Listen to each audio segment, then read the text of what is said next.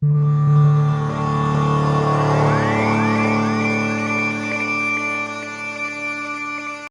qu'est-ce que je veux dire? Les réseaux sociaux, effectivement, ils prennent de la place. Ils prennent de la place, beaucoup plus de place qu'en 2011, lors de la campagne législative à laquelle j'ai moi-même participé, et notre ami Saad El Manzoura également en tant que candidat politique pour les législatives. Donc nous étions co-candidats dans différentes circonscriptions et nous avions à l'époque commencé à utiliser avec d'autres bien entendu les réseaux sociaux. Et bon, le feedback à l'époque était plutôt timide. Mais 4 ans plus tard, les réseaux sociaux ont pris beaucoup plus de place. Mais ça reste quand même un mode de communication assez, entre guillemets, élitiste. Même il y a beaucoup de monde sur Facebook et tous les autres réseaux sociaux. Mais ça reste quand même beaucoup en français. Et beaucoup de débats, etc. Il y a une multitude de plateformes. On en parlera tout à l'heure avec Seth qui a fait un excellent travail en montant sa plateforme dont il parlera tout à l'heure. Mais aujourd'hui, ça prend de la place. Les partis se sont investis. Nous avons vu des personnalités politiques autoproclamées qui sont apparues depuis quelques semaines, effectivement, sur les réseaux sociaux. Mais ça reste quand même timide et les gens ont peur de s'exposer, en particulier les acteurs politiques sur les réseaux sociaux, et avec des prises de position. C'était à l'égard du digital. Voilà. Hassan El-Aoui, cofondateur de Nord Diplomatique. Je pense que politologue qui a vécu et qui suit les campagnes électorales depuis plus d'un quart de siècle, 25 ans. Est-ce que ce nouveau mode de communication digitale, selon vous, permet aux électrices et aux électeurs d'y voir ça clair? ne me rajeunit pas sur les partis politiques, mais enfin, j'ai essayé. En fait, moi je crois que l'histoire des réseaux sociaux au Maroc, ça suit un petit peu l'évolution du monde. On annonce qu'il y a près de 3 milliards d'internautes dans le monde. Le Maroc, évidemment, aujourd'hui, ne peut pas être inscrit dans cette dynamique On incroyable. parle chez nous, je crois, d'une communauté de 10 millions d'habitants au Maroc là, qui est connecté, réseaux sociaux. Oui, et qui sont donc Facebook en tête, je veux dire, les tweets, toutes les plateformes aujourd'hui interactives. Et les partis politiques, évidemment. Les dernières élections de 2011, je me souviens que le PS, avait confié donc la gestion de cette plateforme à une agence de communication, la partie de gauche qui arrivait sur je veux dire, dans le camp de la modernité et avec une campagne très moderne, des flyers, c'est tout, et puis les messages sur Internet, et c'était prometteur. Mais aujourd'hui, je ne peux pas faire la part réelle des choses parce qu'en fait, on voit l'initiative de notre ami Jacques, donc avec les deux partis de gauche aussi qui vont lancer le mouvement, mais les autres partis, je veux dire, Les autres grands partis traditionnels, est-ce que vraiment ils se sont inscrits? Ils sont là. Les nouveaux inscrits qui sont importants, donc ils sont tous connectés. Il ne faut pas oublier que maintenant les gens laissent tomber la télé pour suivre les news sur leur smartphone. Et écoutent la radio. Et écoutent la radio. C'est sûr. Parce que justement la radio est disponible sur smartphone. Mais ça y est, Nabira, est-ce que les partis politiques, les formations politiques aujourd'hui se servent et utilisent les réseaux sociaux plus par opportunisme et opportunité que par réelle conviction et croyance dans le digital? C'est sûr qu'à part un parti donc, qui se distingue largement, donc, qui a fait presque une OPA sur les réseaux sociaux, parce qu'il y a une population très active et c'est lui en fait le pourvoyeur en termes de publication, en termes de likes. Mais il ne faut pas oublier aussi les réseaux sociaux, mais il y a aussi l'expansion sur YouTube. Et donc la vidéo qui est très présente, et la vidéo par sa simplicité, dernièrement il y a une vidéo donc, qui était éducative sur les élections, sur le scrutin, qui explique un peu d'une manière un peu pédagogique par l'image, et qui a fait le buzz et qui a eu plus d'impact que plusieurs campagnes qui étaient donc diligentées par le ministère de tutelle. Donc ça reste quelque chose de très important à des niveaux disparates. Est-ce que les partis l'utilisent comme il se doit ou il y a encore un peu d'amateurisme? Comme tu as dit, c'est pas opportunisme, c'est plutôt la jeunesse, les ténors s'y mettent. Donc, et on a plein, le chef de vient de créer donc, sa page Facebook. C'est les réseaux sociaux qui se sont imposés aux partis politiques et non pas les partis politiques qui se sont appropriés les réseaux sociaux. Parce qu'ils ont vu des expériences qui étaient concluantes et donc tout le monde s'y met, comme tu as dit, par obligation et par échéance. Donc, je bascule vers le groupe que je gère modestement aujourd'hui, qui fut créé il y a un mois et aujourd'hui, à ma grande surprise, il y a 11 221 membres. Les gens n'attendaient que ça pour échanger librement sur leurs opinions personnelles, pour exprimer excusez-moi l'expression, leur dégoût face à la politique d'aujourd'hui, face au travail de quelques partis politiques. Le défaut face à l'égard des politiques ou à l'égard de l'exercice politique? À mon avis, c'est deux choses différentes sur deux niveaux différents. L'un interfère l'autre, hein. C'est-à-dire que... Parce que si c'est le politique, c'est un débat. Je ne veux pas jouer sur les mots, sur la terminologie, mais aujourd'hui, quand vous demandez à un citoyen marocain les politiques ou le politique ou la politique, il dira la même chose. Il dit, écoutez, il se montre plus réceptif et il se permet aussi, il sent cette liberté d'exprimer aussi son dégoût, Cette liberté, apaiser. cette liberté d'exprimer aussi, c'est de pouvoir avoir la liberté aussi de tenir parfois des propos diffamatoires. Il y a des personnes. Ah oui, parce que Facebook, malheureusement, ne gère pas. Il n'y a pas de règle prudentielle pour Facebook, dans le sens où il vous dit vous faites ci, vous ne faites pas ça. Mais par contre, en tant qu'administrateur d'un groupe particulier, j'ai le rôle, ou l'administrateur a le rôle, au fait, d'encadrer lui aussi, de hisser aussi le niveau. C'est-à-dire que vous êtes appelé parfois à censurer des propos au sein de votre communauté, parlons élection, parlons avenir. Tout à fait. Des gens qui débordent, des gens qui dépassent, des gens qui manquent de respect à certaines personnes, je les supprime et je les enlève. Il faut quand même se poser la question de savoir quelle est la portée de tout ça. Je veux dire, cette technologie, ces plateformes, tout. C'est que sur le destin d'une élection, même sur le choix des citoyens, des électeurs.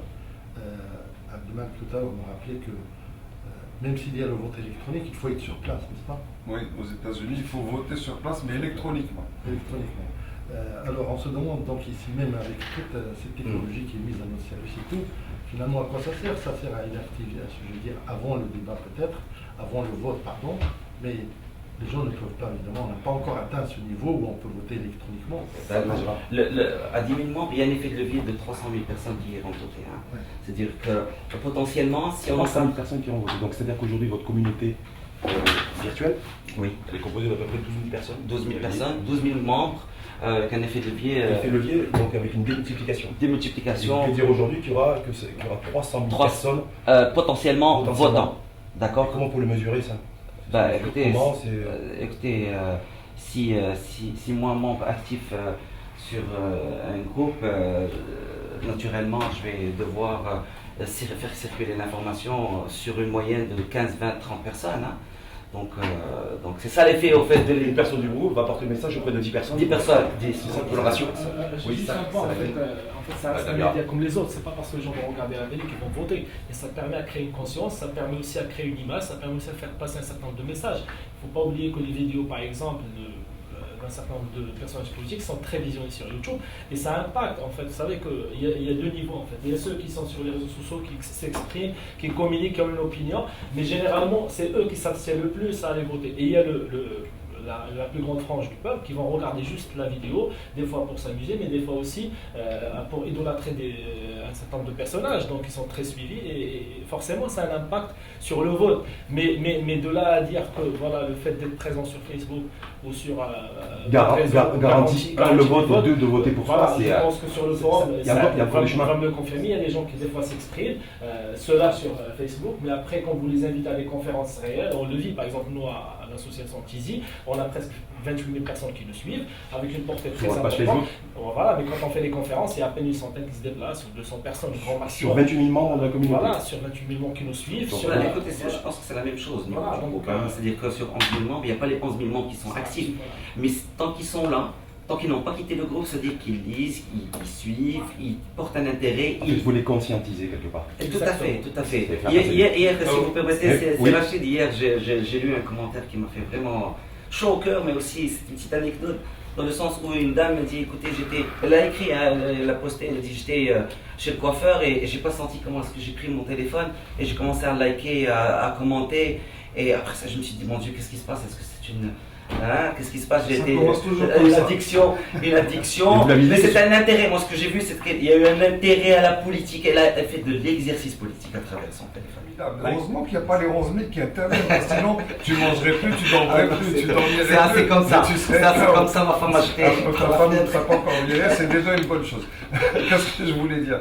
Non, les réseaux sociaux peuvent aussi avoir un effet contraire, parce que il y a beaucoup de choses qui transitent par le net, YouTube, on a vu des vidéos qui peuvent être contre-productives, des chefs politiques j'ai failli faire un lapsus, qui interpelle et qui insulte, et enfin des propos vraiment qui ne rehaussent pas la politique. Et ça, c'est dommageable à l'image de la politique. Comme je le disais hier, il faut recrédibiliser le politique, et ça, des fois, ça ne contribue pas. Bien sûr, on parle à un certain nombre d'individus qui sont là dans des meetings, dans des festivals discursifs. Mais c'est des gens qui vont pas aux urnes, c'est des cadres, c'est des médecins, c'est des ingénieurs, c'est des gens, malheureusement, qui ont été à l'école, mais qui ne vont pas voter.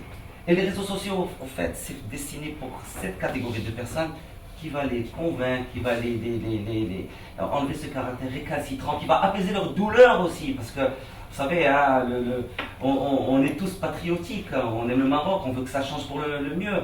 Et quand on va trop à l'école, hein, je pense que ça porte des préjudices. Encourager les gens à ne pas aller voter. Disons décourager les gens à ne pas aller. Il faut un petit peu comme les supporters de foot, quoi. N'allez pas au stade. Ah ouais. Pour protester le président. Non, pas en politique, non. Hein, je ne suis pas pour. Au contraire, c'est que le jour où j'ai mis en place le groupe Parlons Élections, Parlons Avenir, c'est pour au moins convaincre une personne d'aller voter. Je me suis dit, si je convainc une seule personne à aller voter, j'aurai réussi ma mission. Et je pense que le groupe fait un travail formidable. Les membres du groupe, je les remercie à travers Radio Mars. Et merci pour l'invitation. Parce que c'est l'initiative justement, parce qu'on va parler aussi, oui. Parce je crois qu'il y a un rendez-vous. Oui, c'est une première au Maroc.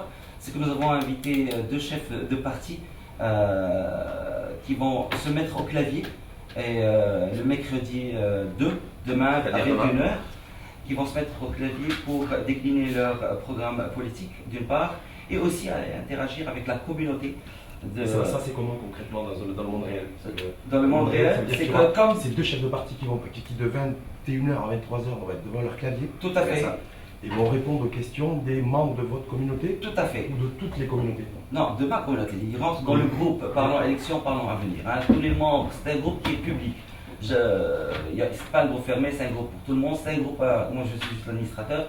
Alors, la particularité de cette plage horaire, c'est que ces 2 chefs de parti ont répondu présent et ils se disent on va s'asseoir et on va prendre notre PC ou notre téléphone et on va répondre aux questions par écrit, que ce soit en langue arabe ou en française, aux internautes qui sont très actifs sur le net. Pendant des engagements également Peut-être, ouais. On ne sait pas, peut-être qu'ils nous réservent quelques surprises. Ça a été difficile de les convaincre Pas du tout. Ils ont répondu du premier coup, oui on est là pour l'intérêt du pays. Si demain il y a des internautes qui tiennent des propos limite insultants en live de 21h à 23h lorsqu'il y aura cette interactivité, comment vous gérez? C'est aussi une option qui vous savez, ces gens existent partout, hein, que ce soit sur le net, que ce soit dans le monde réel, même dans les stades, hein, les présidents Même dans les SMS, il y a bien quelqu'un qui me dit mais qu'est-ce que tu racontais? Exactement, ça existe partout. Mais on va essayer d'être. Il y aura de la rigueur. J'ai confiance dans le groupe. C'est un groupe qui est extraordinaire. Je suis amoureux. À chaque fois que je poste un truc, je dis je vous aime parce que c'est un groupe formidable et qui maintient un certain niveau d'échange très élevé. Est-ce que c'est un groupe qui va continuer à exister après le 4 septembre? Ah oui, on a encore les législatives 2016, hein, il va falloir être marathonien. On est patriotique, on fait du bien pour le pays, on le restera et on mènera le chemin. Moi, de cette échéance électorale, il y a beaucoup de gens qui vont aller aux urnes grâce aux réseaux sociaux. Et on le voit parce que notre association, nous, ça a été une idée. Après, on a une grande communauté et on fait des formations sur le leadership et on voit, par exemple, qu'il y a plus que 1000 personnes qui s'inscrivent dans ces sessions-là. Dernier mot pour vous, en fait, que vous étiez notre invité ce matin et que vous avez la gentillesse d'être avec nous pour nous parler de votre groupe communautaire Facebook, Parlons Élections, Parlons Avenir, qui donne rendez-vous aux internautes du groupe demain. Demain, 21h, à 23h, avec 2 chefs de parti. Venez poser vos questions, débattez, soyez libres. Apaisez votre douleur aussi. Hein, si jamais vous ressentez quelque chose, il y a un ressentiment envers les politiques ou la politique ou le politique, venez exprimez-vous. Et comme ça, quand on apaise les douleurs, on tourne la page et on passe à autre chose. Je veux que tout le monde vote. Mon souhait, c'est que toute la jeunesse, la compétence, les récalcitrants changent d'avis et que tout le monde aille aux urnes et qu'ils votent utile, qu'ils votent sérieux, ils votent sur la jeunesse, sur la fraîcheur, comme ce qu'on sent ici chez vous, Radio Mars. Hein. Merci à vous, Radio Mars, grand before de Mars Attack. Hassan Alaoui. Alors moi je termine avec une interrogation quand même. Parce qu'on dit qu'il y a un Marocain sur 4 qui est inscrit sur Facebook. Et par conséquent, ce qui fait du Maroc le troisième pays arabe donc, sur les réseaux. Et je me pose toujours la question, quel est l'impact, si vous voulez, de toute cette technologie finalement qui contribue à donner une conscience, à renforcer, je veux dire, la conscience citoyenne. C'est quand même, il faut se féliciter, c'est positif, il faut donc encourager les réseaux. Bon. Et puis on verra. Malek Etali, Les réseaux, il faut certainement y être, parce que le mode de communication officiel est devenu quelque peu rébarbatif et depuis longtemps, parce que la communication officielle des partis est très strictement encadrée d'un point de vue juridique et légal pour la communication. Alors on voit sur les différentes chaînes télévisées les différents candidats qui arrivent, etc. Mais les réseaux sociaux permettent une communication non encadrée, si vous voulez, d'un point de vue juridique. Donc on peut dire beaucoup de choses, on peut faire passer beaucoup de choses et on peut voir beaucoup plus de monde que les quelques candidats qui passent pendant la campagne de 15 jours. Malek Etali, simplement, bon, je suis bien sûr aucune formation politique en compétition vendredi le 4 septembre, date des élections du scrutin communal et régional. Est-ce que les réseaux sociaux peuvent, ne serait-ce qu'au dernier moment, faire perdre une élection à un parti politique? Non, aujourd'hui non. Il y a une Peut-être vidéo pas. qui peut circuler sur Non, YouTube. bon, bien sûr, si c'est quelque chose de très compromis. Non, mais je ne pense pas que l'impact ou la viralité de quelque information que ce soit puisse aller aussi vite de façon à impacter négativement un parti. Maintenant, c'est encore tôt.